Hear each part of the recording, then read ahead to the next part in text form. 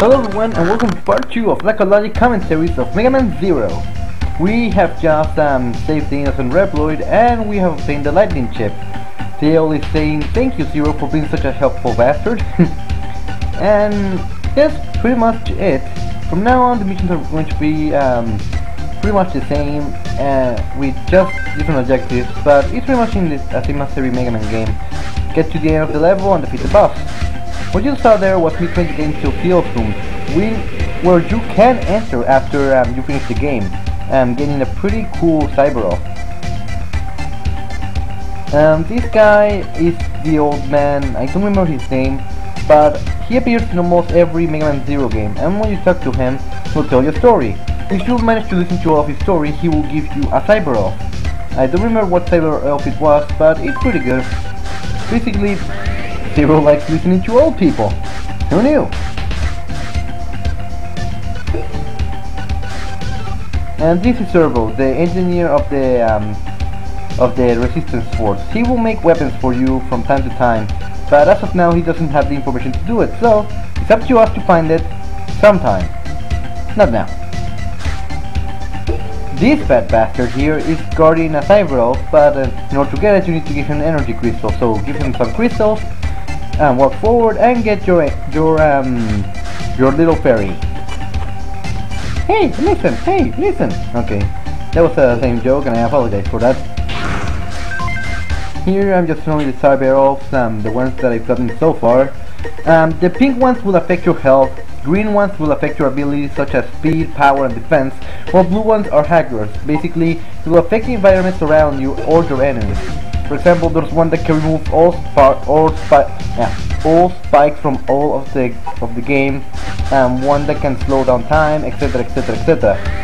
These are pretty useful additions, and the only thing that leaves a bad aftertaste about using them is not only does your rank go lower because you're using the cyber elf, but also you're killing them.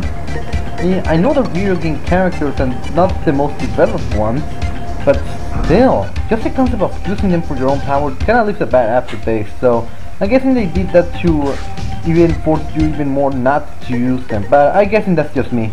But anyway, with power of Nuppy and her death, I get more health!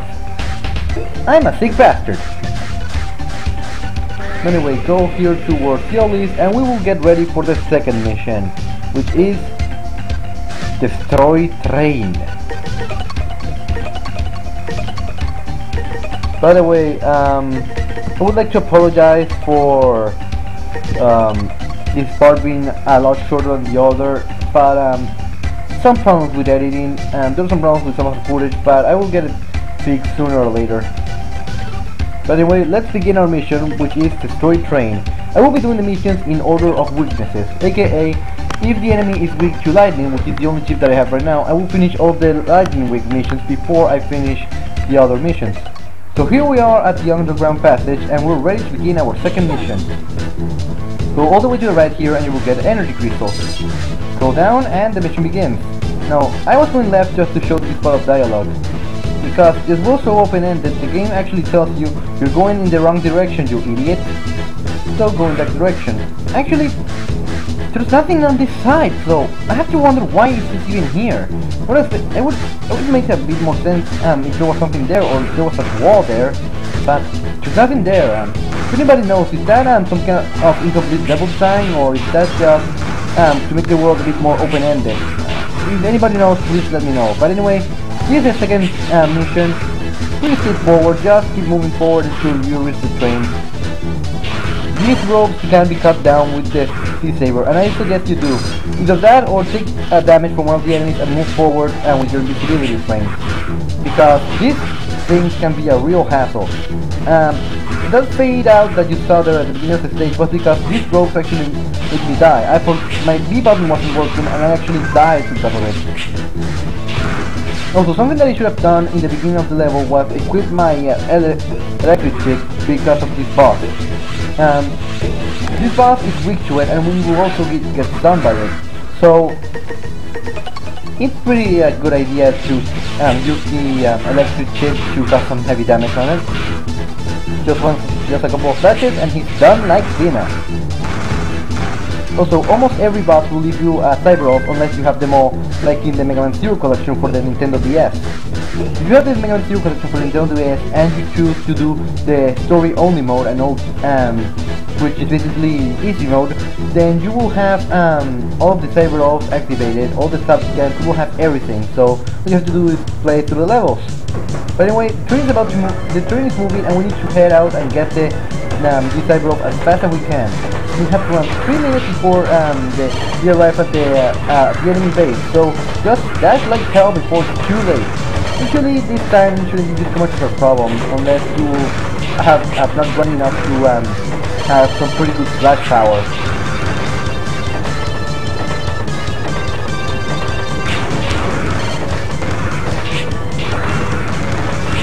These enemies can actually cause some single damage. Something that I would recommend is try and find the cyber offs that have the defense boost. Personally, I don't think I will be finding all the offs, but I will show you the ones that I think are the most useful and the most necessary. But anyway, here's our second boss. It's pretty easy. He shoots three fire waves, each one getting longer than the first one. Then he will open these catapults that will shoot upwards and will try and crush you with spikes. Instant kill spikes, just like in every Megaman game, which in my opinion makes no fucking sense.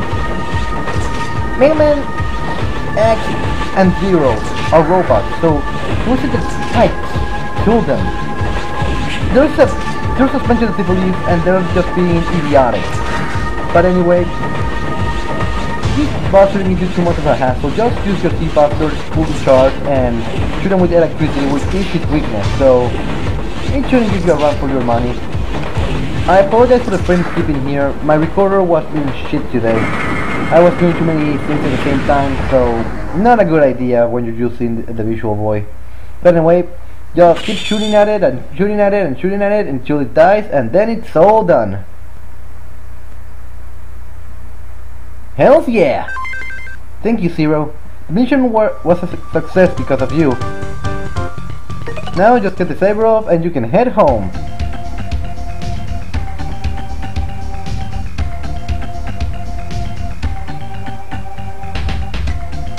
Something that I should mention.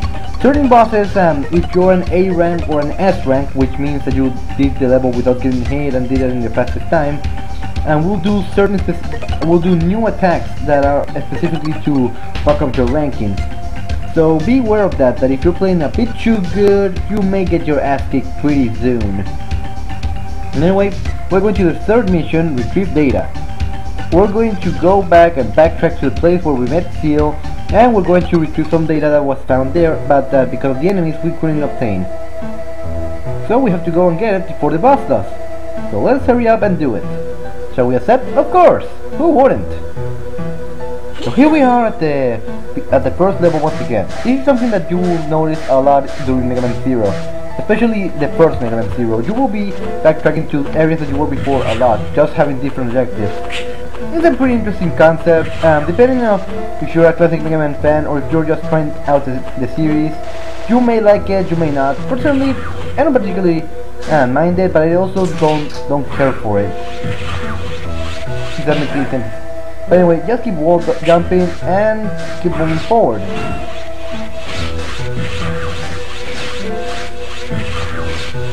By using the electric chip on these enemies, you will be able to freeze them, allowing you to move quickly without getting hurt.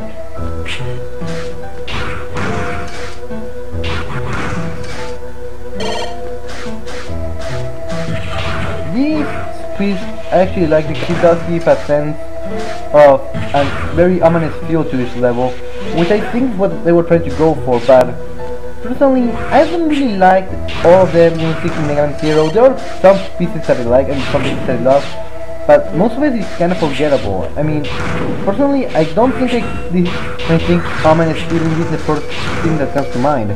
Personally, the first thing that comes to mind when I think of an ominous feeling is Methodist Whisper from Sonic 06. Even though I hate the game, the music is pretty awesome, but that's for another time. Right now, just move forward, trust your T-Saber, and get ready for the boss fight. Stay alert!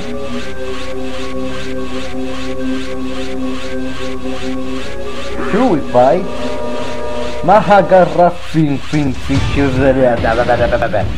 Seriously, the numeric names in this game are awful. I mean, we went from Toadman, Stoneman, and all of that to the numeric names, which were a bit hard to remember, but still pretty easy, like Storm Eagle, Steel Penguin, Sting Chameleon, Blizzard Buffalo, and now we have Aztec Falcon, Anubis Harashupis, But anyway, this boss is pretty easy, although he can really kick your ass just because of how much strength he has and how much of your health he can take. He will try to sing from side to side, in which case you just scratch him and you can actually bring him to the floor. He will try to spin dash at you like Sonic the Hedgehog, and you will have to jump over it, or he will walk at you or try to punch you. He shouldn't give you a run for your money, but if your health is pretty low and if you're pretty careless, he will kill you. Get the cyber off and get ready to go. The self-destruct system is about to it has activated himself. So what we have to do is get out his whole ass like you never hold out before and get the hell out of here.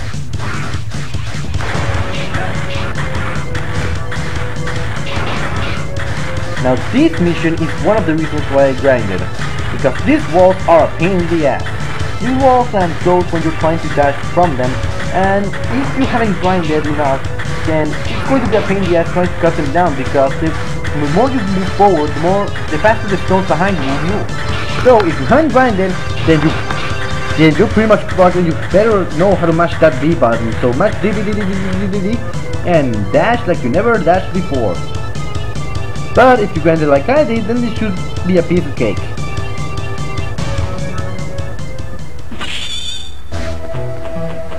Yeah, thank goodness I'm alive, because I'm doing all your fucking job for you. Theo doesn't get that much development in the first game. Here I was trying to skip part of the game, but never mind. Theo doesn't get that much development in the first game, but you start really liking her after the second game, where the story really does involve more of the Resistance instead of only Zero and some other characters that we'll meet later.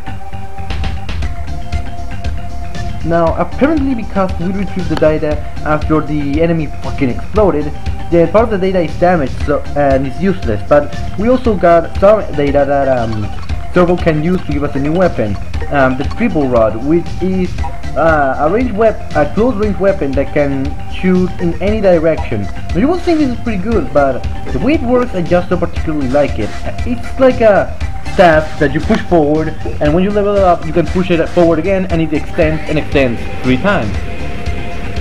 The only reason why I ever use it is to get one particular cyber off, and after that I'm not ever going to touch it again.